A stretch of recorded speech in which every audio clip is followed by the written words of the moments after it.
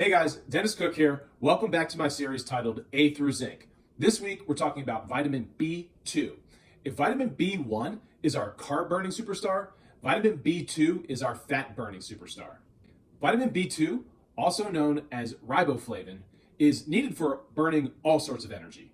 But why is it the fat burning superstar? Because you need twice as much riboflavin to burn fat as you do carbs. In fact, none of the B vitamins stand out so clearly as vitamin B2 riboflavin in terms of burning fat. Now, this doesn't mean that adding more B2 into your diet will make you burn more fat. However, it does mean that B2 is critical in a fat loss, weight loss journey. In fact, losing weight increases your need for B2 by 60% during active weight loss. Likewise, doing 20 to 50 minutes of cardio exercise 6 days a week increases your need for B2 by up to 60%. So doing both of these doubles that need. Yes, this is a compounding effect. So as you can imagine, most of you are out there getting exercise, watching your calories, actively losing weight. You may not know this, but your need for B2 is going way up. So are you getting enough B2 as is? Likely, probably not. In fact, estimates show that almost half of adults and up to 75% of children are running low on vitamin B2. So this is a problem, not just for fat loss, but because B2 does some other amazing things inside of the body.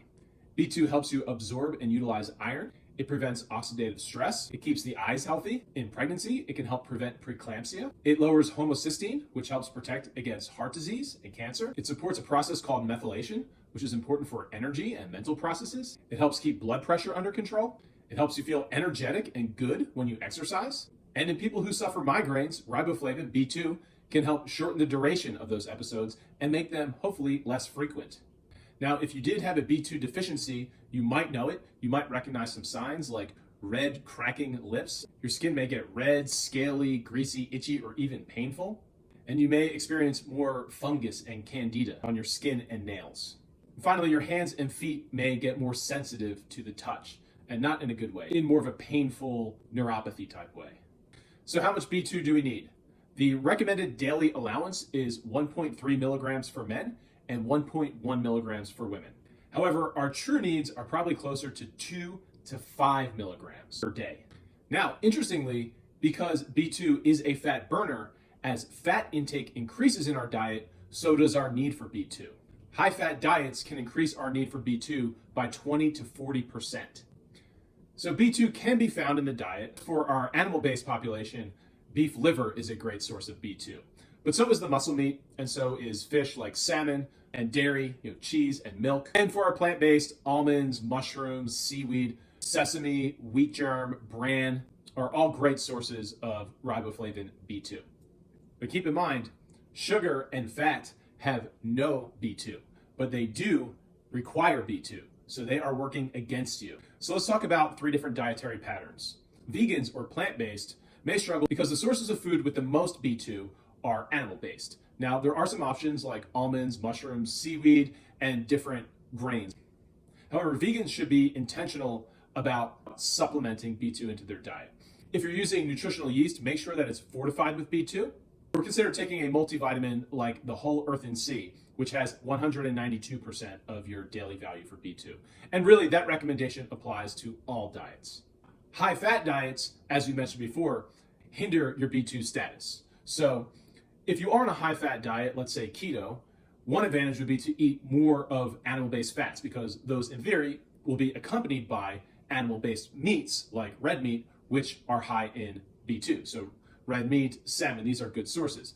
But likely, depending on how much fat you're taking, you, like the vegans, ought to consider being intentional about supplementing. We really want to ensure your success with your diet and weight loss. And B2 in supplement form is not a difficult thing to achieve. So the Whole Earth and Sea, again, could be a good choice, as well as doubling down on those animal-based products. Give beef liver a try. And lastly, the folks who are sort of mindlessly doing paleo. And I say this as somebody who does paleo. But there's things to consider. We are no longer in the Paleolithic era. B2 is fortified in grains by edict of our public health. This is because it's not super common in our food these days. So if we're just eating real foods, which I am a huge proponent of, we're not being intentional and taking stock of our B2 intake, then it's possible we're not getting enough. So really, just like all the other diets, we ought to consider supplementing either B2 itself or a multivitamin like the Whole Earth and Sea multivitamin that has copious amounts of vitamin B2 in it. Vitamin B2 is going to help us succeed on our weight loss journey. It's going to give us energy. It's going to help our nerves. And it's really going to help support us in all around well-being and health. All right, y'all. In health, I'm Dennis. Out.